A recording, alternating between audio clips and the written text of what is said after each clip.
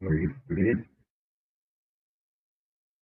я хочу вам рассказать одну историю, написанную еще в XIX веке.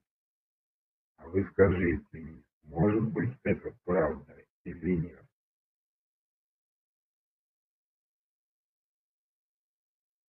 Ну и что ж, ты так и видел домового? Нет, я его не видал. Да его и видеть нельзя, отвечал Илюша сиплым и слабым голосом, звук которого как нельзя более соответствовал выражению его лица. А слышал, да и не я один. А он у вас где водится? Спросил Павлуша. Старая роль мне. Ну так как же ты его слышал? Спросил Федя. А вот как. Пришлось нам с братом Авдюшкой, да с Федором Михеевским, да с Ивашкой Косым, да с другим Ивашкой, что с Красных холмов, да еще с Ивашкой Сухоруковым. Ох уж этих Ивашек сколько понабралось. Да еще были там другие ребятишки. Ведь было нас ребяток человек 10, как есть вся смена. Но, а пришлось нам вроде заночевать, то есть не то, чтобы это пришлось, а Назаров нас морщит, запретил, говорит, что, мол, вам, ребяткам, домой таскаться?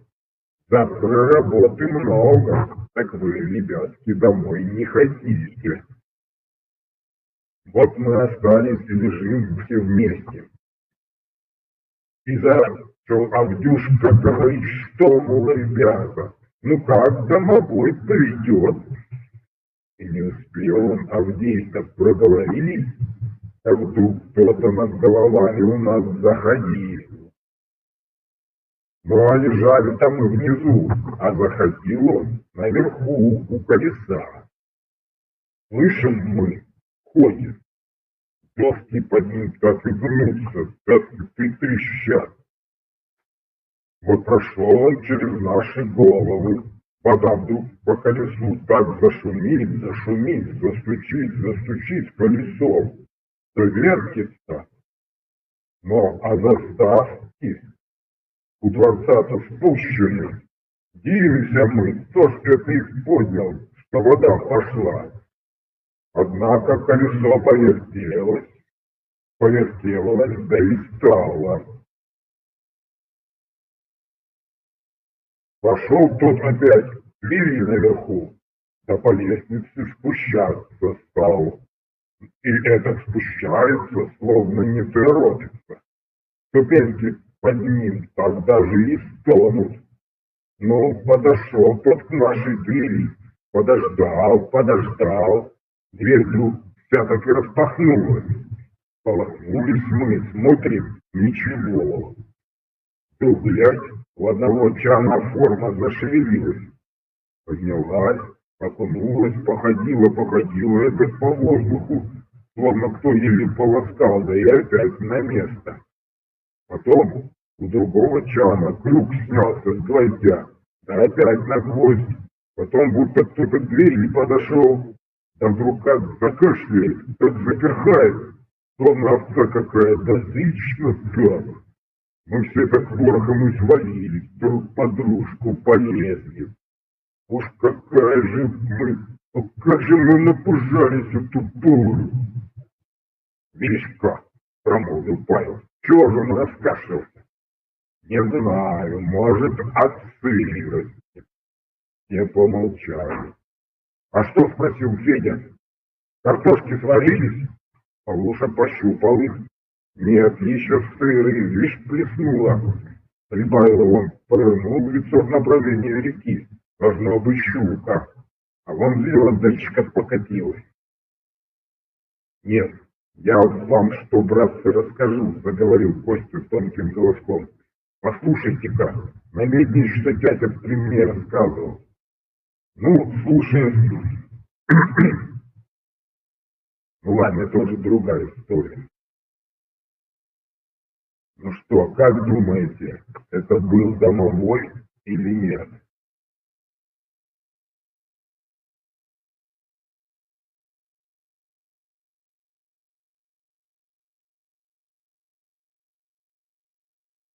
Как думаете, это был домовой или нет?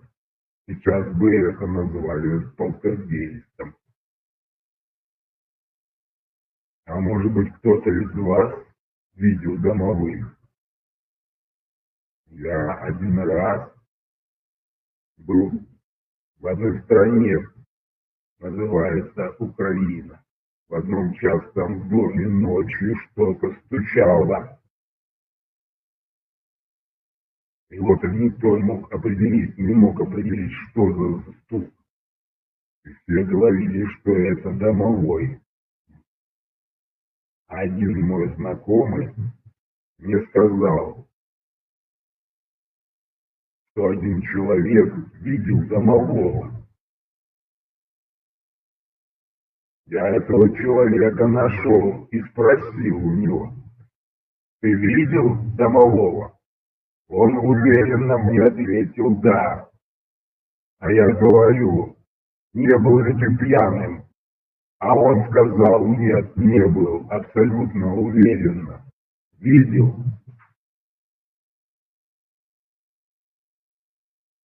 Но домовой сбежал.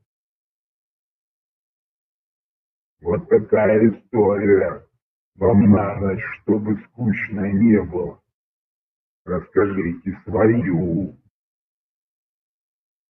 Жду. И не забудьте подписаться и поставить лайк. А то я вам этих историй еще много расскажу.